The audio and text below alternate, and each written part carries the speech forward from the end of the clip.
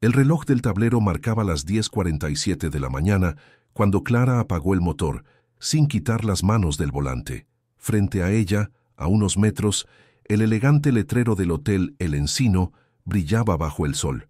No era un sitio de paso cualquiera, era uno de esos hoteles discretos, donde los ejecutivos iban a reuniones privadas, donde los esposos casados entraban con perfumes que no eran de sus esposas.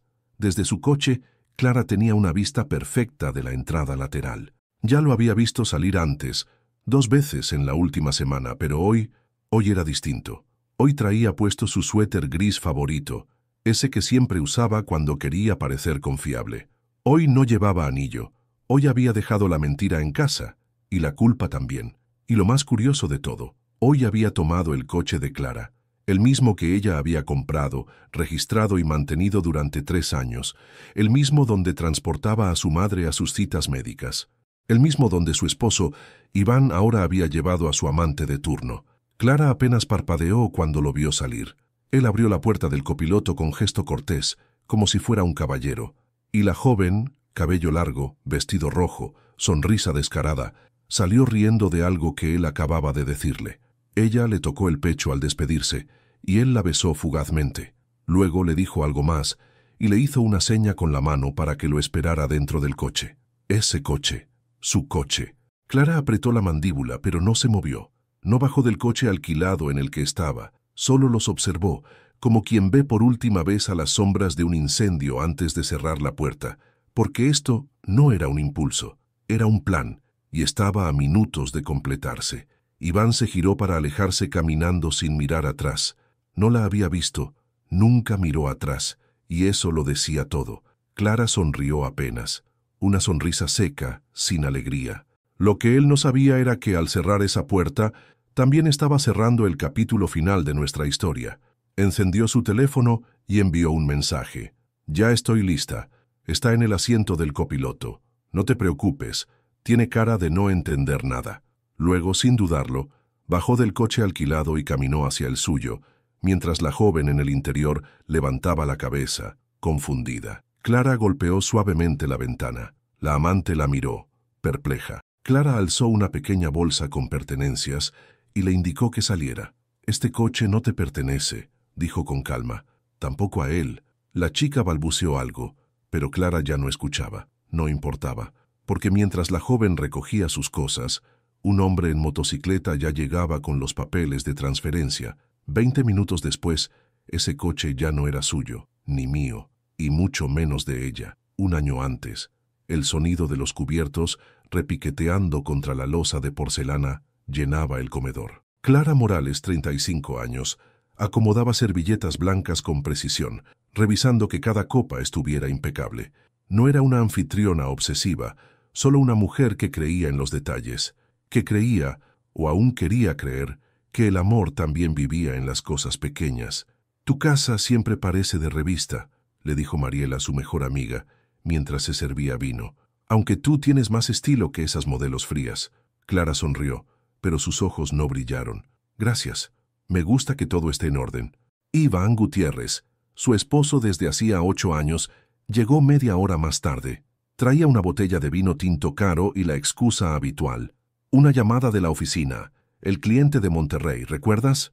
Todos rieron, brindaron, y la noche siguió su curso entre charlas, risas medidas y platos gourmet. Nadie notó, o fingió no notar, que Iván no miró a Clara más de 2 veces en toda la velada, ni que su mano jamás buscó la de ella bajo la mesa, como solía hacerlo antes.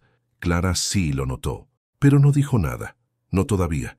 En su juventud, Clara fue de esas mujeres que nunca necesitaron levantar la voz para ser escuchadas.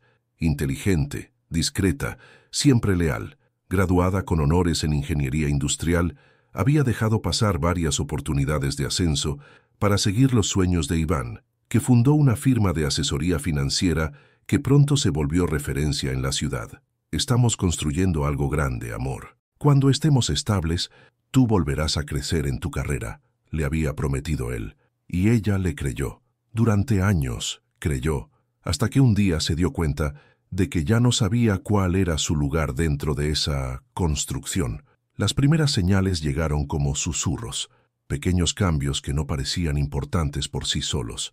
Iván había dejado de tomar café con ella en las mañanas. Ya no le pedía que lo acompañara a eventos del trabajo. Las cenas se volvieron silenciosas. Las llamadas más frecuentes, pero no con ella. Una noche, a las 2 de la madrugada, el celular de Iván vibró con insistencia sobre la cómoda. Clara no suele espiar, nunca lo había hecho, pero aquella vez algo se quebró. El mensaje solo decía: «Ya quiero verte otra vez, no dejo de pensar en ti». El remitente, un nombre que no reconocía, un diminutivo, Lau. Ella cerró los ojos, no dijo nada, apagó la pantalla, y al día siguiente puso su mejor vestido y fue con Iván a una comida familiar donde todos comentaban lo bien que se veían juntos. «Lo que pasa contigo es que confías demasiado», le dijo su hermana Andrea una tarde mientras tomaban café. «Ese hombre tiene secretos en la mirada». Clara se rió con cansancio. «Tú siempre tan dramática». «¿Dramática? Clara, no soy yo la que sonríe mientras se está ahogando. Iván es complicado, tiene mucha presión. A veces no sabe cómo expresarse, pero me ama». «Lo sé». Andrea la miró con tristeza. A veces el amor se disfraza de costumbre, y la costumbre de resignación, y sin embargo, Clara aguantó, porque así era ella, porque tenía miedo de perder lo que había construido, porque pensaba en su madre, que siempre decía que un matrimonio se cuida, se aguanta, se trabaja, pero los días se volvieron más grises, las mañanas más solas. Iván ya no la miraba como antes, no con interés ni con ternura, solo con una educación lejana, como si ella fuera una parte más del mobiliario de su vida perfecta. Un día, mientras Clara preparaba la cena, Iván entró y dijo sin levantar la vista del celular: «¿No te importaría prestarme tu coche mañana? Tengo que verme con un cliente fuera de la ciudad y el mío está en el taller». «Claro», respondió ella como siempre, porque ella era así. Clara no sabía decir que no, pero esa noche no durmió, y al día siguiente algo dentro de ella cambió. Comenzó a prestar más atención a los horarios, a las llamadas, a las ausencias disfrazadas de urgencias. Su mirada dejó de ser ingenua y se volvió meticulosa. Durante años había sido la esposa modelo, la mujer que sostenía el hogar, pero ahora, en el silencio de esas tardes solitarias, empezó a reconstruirse, a leer, a escribir, a pensar. Comenzó a preparar su camino, no como quien huye, sino como quien se alista para pelear con dignidad. Y entonces ocurrió. Una amiga, de esas que solo hablan cuando ya no pueden callar, le envió una foto por mensaje. Iván, en una cafetería, tomado de la mano con una joven. No era una reunión laboral. La joven lo miraba como Clara ya no recordaba que se podía mirar a alguien, y ahí lo supo. No era solo una corazonada, era real.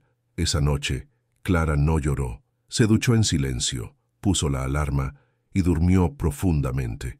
Al día siguiente fue a trabajar como siempre, pero por dentro ya no era la misma mujer. Lo que él no sabía era que su esposa ya no lo esperaba, ya no lo justificaba, ya no lo quería, y que había comenzado a trazar un plan, uno silencioso, uno calculado, uno que terminaría en la puerta de un hotel y con la venta de un coche.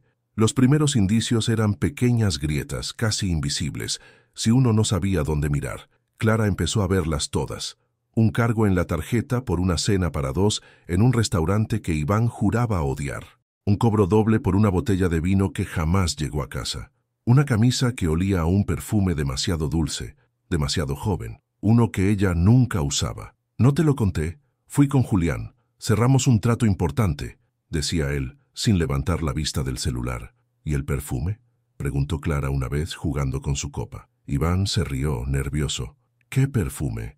Ella no respondió, no lo repitió, solo lo miró y después lo dejó ir. Una noche, mientras él se duchaba, el teléfono vibró. Iván siempre lo llevaba a todas partes, siempre, pero esa noche lo olvidó en la repisa del baño. Clara no lo tocó, solo leyó la notificación. Fue perfecto. «Aún te tengo en la boca». El remitente era Lau, otra vez ese nombre, esa inicial. Clara sintió un vacío seco en el estómago, pero no reaccionó. Ya no estaba en shock, estaba tomando nota. El día del golpe final llegó en forma de papel arrugado, medio escondido en el compartimiento del coche. Clara buscaba su gafete del gimnasio, cuando encontró un recibo. Hotel El Encino, habitación 412, 2 personas, 4 horas, pago en efectivo. Sintió cómo algo dentro de ella se encendía. No era tristeza, era algo más filoso, más frío. También encontró entre los asientos algo que parecía un pendiente dorado. No era de ella, ni de nadie que ella reconociera. Lo sostuvo entre los dedos y supo que la mentira ya no se escondía. Estaba allí, brillante, insolente. Esa noche no durmió, no lloró. Aún no. Primero debía entender qué tipo de idiota había sido. La fase de negación fue breve. La mente de Clara era matemática, lógica, aceptaba lo que se podía probar. Y todo, absolutamente todo, lo confirmaba. Ya no había dudas. Solo una necesidad, verlo con sus propios ojos. No para gritarle ni para armar un escándalo, sino para cerrar su historia con la misma precisión con la que la había vivido, paso a paso. El viernes siguiente, Iván repitió la misma excusa de siempre. Tengo una reunión con unos clientes nuevos. Me voy a tardar, no me esperes despierta. Clara lo abrazó como siempre, le deseó suerte como siempre, y en cuanto él salió por la puerta, ella también lo hizo. Llevaba días anotando sus patrones, las calles por donde salía, los horarios. Había aprendido a moverse sin ser vista, a estacionarse a distancia, a reconocer su silueta, incluso de espaldas. Aquella noche lo siguió con las luces apagadas, a paso lento. Iván no era cuidadoso, nunca pensó que debía serlo. Clara lo vio detenerse frente a un hotel discreto, a las afueras de la ciudad, uno de esos lugares sin recepción visible, donde todo se paga desde el coche. La acompañante bajó primero. Era joven, muy joven. Vestía como quien va al cine, no como quien va a destruir un hogar. Reía, coqueta, inocente en apariencia. Iván bajó después. Tocó su cintura con familiaridad. Le susurró algo al oído. Ella se rió más fuerte. Clara no se movió, no encendió las luces, solo observó. Y mientras ellos entraban en la habitación 412, ella se permitió una única frase interna. Este es el hombre que elegí. ¡Qué ironía! No había odio, no había amor, solo una constatación brutal. Clara había sido una ilusión, una esposa decorativa, una pausa cómoda entre las aventuras de Iván. De regreso a casa, Clara no puso música, no hizo ruido. Se sentó en la cocina con una libreta. Comenzó a escribir, no un diario, un plan. Ya no se trataba de él, ni siquiera de la amante, se trataba de ella, de recuperar su voz, su espacio, su dignidad. Si vas a romper algo, asegúrate de que no te pertenezca, le había dicho una vez su abuela. Clara pensó que había llegado el momento de poner eso a prueba. A partir de ese día, todo fue distinto. No lo confrontó, no cambió su actitud, sonrió, cocinó, escuchó. Iván, confiado, siguió con su rutina como si nada pasara, y Clara lo dejó ser, porque ella estaba en otra cosa. Averiguó el nombre completo de la amante, Laura Menéndez. Revisó discretamente registros, consultó a una amiga abogada, puso el coche a nombre de una empresa ficticia y vendió esa empresa, todo sin levantar sospechas. Cada paso era una pieza en su juego silencioso. El día final llegó con una calma inquietante. Iván le pidió el coche otra vez. Voy a una reunión en el sur con los de Oaxaca. Lo de siempre. ¿Puedo usar el tuyo? Clara asintió. Claro, pero devuélvelo con el tanque lleno. Bromeó. Iván la besó en la mejilla. Eres la mejor, ¿te lo había dicho? Ella sonrió. Me lo dices siempre. Cuando él salió, Clara también lo hizo. Se subió a un taxi. Esperó. Lo vio llegar al hotel, entrar con Laura. Esta vez no bajó del coche. Solo envió un mensaje. Hola, este coche ya no es tuyo. Tampoco es mío. Y mucho menos de ella. Revisen los papeles en la guantera. Buena suerte explicándolo. Clara. Y 20 minutos después, con una firma en un documento electrónico y una llamada a su contacto, el coche ya era propiedad de un tercero. Lo había vendido. Y con él, había vendido también el último pedazo de su silencio. La rabia, en Clara, no se manifestó en gritos ni en platos rotos. No hubo escenas dramáticas ni reclamos nocturnos. Solo silencio, frío, afilado y un plan. Clara entendía algo que Iván jamás supo ver, que el amor cuando se apaga no hace ruido, pero deja espacio para otras cosas, como el cálculo, la estrategia, la revancha. Durante semanas siguió siendo la esposa perfecta, reía en cenas familiares, le preparaba el café justo como a él le gustaba, escuchaba sus anécdotas de oficina, lo felicitaba por negocios que, ahora lo sabía, eran excusas. Incluso le planchaba las camisas antes de que se reuniera con Julián. Iván jamás sospechó nada, porque era arrogante, porque creía que Clara era predecible, sumisa, inofensiva. El lunes siguiente a su descubrimiento, Clara pidió una cita con una abogada recomendada por su amiga Lucía. «No quiero divorciarme aún», dijo Clara firme. «Quiero prepararme, y que no sepa nada». La abogada, una mujer seca pero eficiente, asintió sin hacer preguntas innecesarias. Le explicó el proceso, qué bienes estaban a nombre de quién, qué podía proteger, qué debía mover sin levantar sospechas. «Si vas a hacer esto bien», le dijo, «necesitas tiempo y paciencia». Clara tenía ambas. Primero se aseguró de cambiar la titularidad del coche. No podía hacerlo a su nombre. Iván lo notaría, así que creó una pequeña empresa de consultoría ficticia con ayuda de un viejo contacto de la universidad. Puso el coche como activo empresarial. Luego lo vendió a través de esa misma empresa a un comprador confiable. Todo limpio, todo legal, todo invisible. Después revisó las cuentas compartidas. Descubrió que Iván tenía ahorros ocultos, movimientos bancarios sospechosos y una tarjeta adicional que jamás le había mencionado. En vez de confrontarlo, sonrió. Abrió una cuenta personal, solo a su nombre, en otro banco. Comenzó a transferir pequeñas cantidades. Nada que llamara la atención. Desvió pagos de su trabajo, canceló tarjetas innecesarias, reconfiguró las claves. Mientras tanto, Iván seguía dejando su teléfono en la mesa. Confiado, estúpido. Clara también contrató a un investigador privado, no para saber más de Laura, ya sabía suficiente, sino para documentar lo que necesitaba. Pruebas, fechas, imágenes, un expediente limpio que, llegado el momento, pondría sobre la mesa o sobre el tribunal si hiciera falta. Cada foto, cada grabación, era una bala en su cartuchera silenciosa. Ella no iba a disparar de inmediato, solo quería tenerlas cargadas. Una tarde, mientras Iván estaba en una reunión, Clara vació la caja fuerte. Solo tenía papeles que él creía importantes. Escrituras, pasaportes, pólizas de seguro. Clara ya los había escaneado. Ya estaban a salvo, bajo otro nombre, en otro lugar. Dejó todo en su sitio, sin alterar nada. Esa fue su forma de despedirse del pasado, de lo que fue, de lo que creyó tener. Por fuera todo seguía igual. Clara le preguntaba a Iván si necesitaba que le lustrara los zapatos. Le reía los chistes repetidos. Se dejaba abrazar sin devolver el gesto. Iván la veía como siempre. Y ese era su error. Nunca notó que Clara ya no dormía con él emocionalmente. Nunca vio el brillo nuevo en su mirada. Ese que no era amor, sino liberación. En paralelo, Clara se blindaba emocionalmente. Volvió a terapia. Se reencontró con amigas. Tomó clases de yoga. Comenzó a correr al amanecer. Se miró al espejo cada día hasta reconocerse. No como esposa, no como madre, como mujer, una que había estado dormida, una que despertaba con fuego en la sangre y calma en la voz. La última fase fue estratégica. Preparó una carta de renuncia a la empresa donde trabajaba con Iván, una constructora donde él era socio mayoritario y ella directora de proyectos. No la entregó aún, solo la tenía lista, guardada como una granada de mano, lista para detonar cuando hiciera falta. Contactó también con un contador, revisó cada movimiento del negocio, encontró cosas turbias. No dijo nada, solo guardó copias.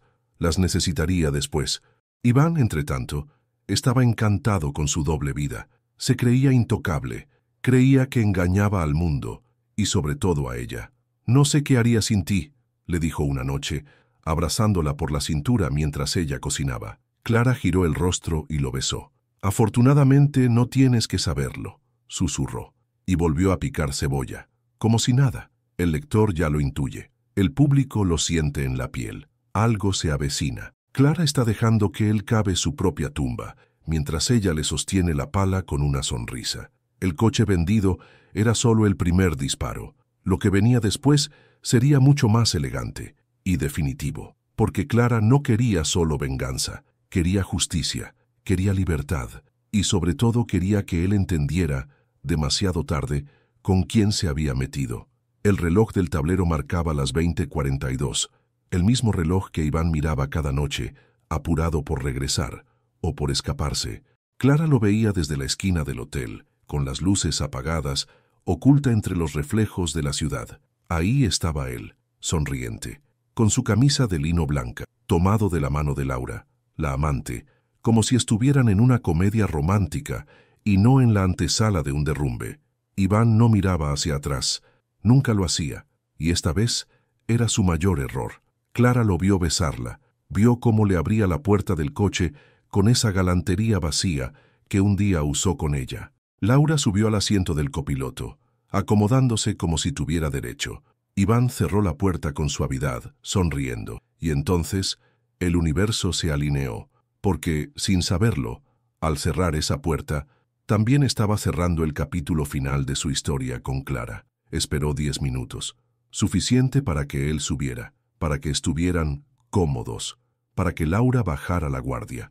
Entonces, Clara encendió el motor. El coche respondió como siempre, obediente, silencioso, elegante. Pero ya no era el mismo, ya no les pertenecía. Mientras avanzaba, vio por el retrovisor a Laura girar el rostro, confusa. «¿Iván?», dijo, alzando apenas la voz. Clara no contestó. «¿Quién? ¿Qué está pasando?».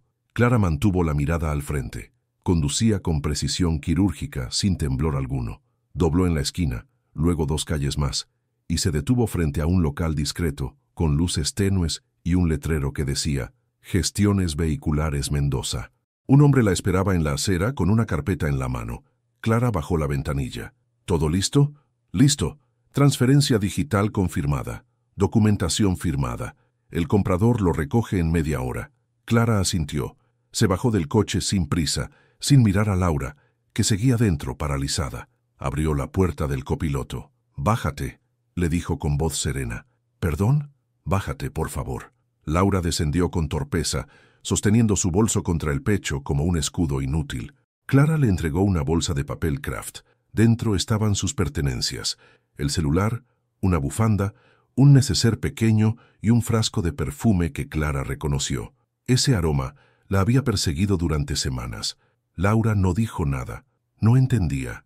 O sí, pero no quería aceptarlo. Entonces, Clara la miró a los ojos por primera vez y dijo la frase: «Dile a Iván que el coche era mío, como lo fue mi paciencia». No esperó respuesta. Se giró, entregó las llaves al hombre de la carpeta, firmó el último papel y se marchó caminando por la avenida iluminada. No volteó. Sabía que, en ese momento, Laura estaría llamando a Iván. Sabía que él bajaría, desesperado, buscando el coche, y que no encontraría nada, porque el vehículo se había ido, así como Clara. Esa noche, al llegar a casa, encendió una vela en la cocina y sirvió una copa de vino. Lo esperó sentada, tranquila, con su maleta lista a un lado, no para irse ella, sino para que él se fuera.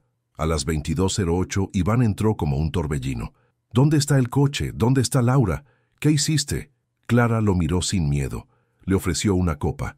«¿De verdad te preocupa más el coche que lo que hiciste?». Él se quedó en silencio, por primera vez sin palabras. Clara se acercó, le entregó un sobre. «Aquí están los papeles del divorcio. Todo está en orden. El coche ya no es tuyo, tampoco yo. Y por cierto, tampoco la empresa. Revisa los documentos cuando tengas tiempo. Me adelanté un poco con algunas cosas. Ah, y vendí el Rolex, ese que supuestamente compraste como inversión». Él abrió la boca, pero no logró articular sonido. «Me diste tiempo, Iván, y yo lo usé bien». Esa noche, Iván durmió en casa de un amigo.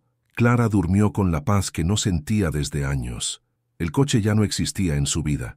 El matrimonio tampoco, pero ella recién comenzaba a vivir. Las llamadas comenzaron al amanecer. Primero una, luego 3 seguidas.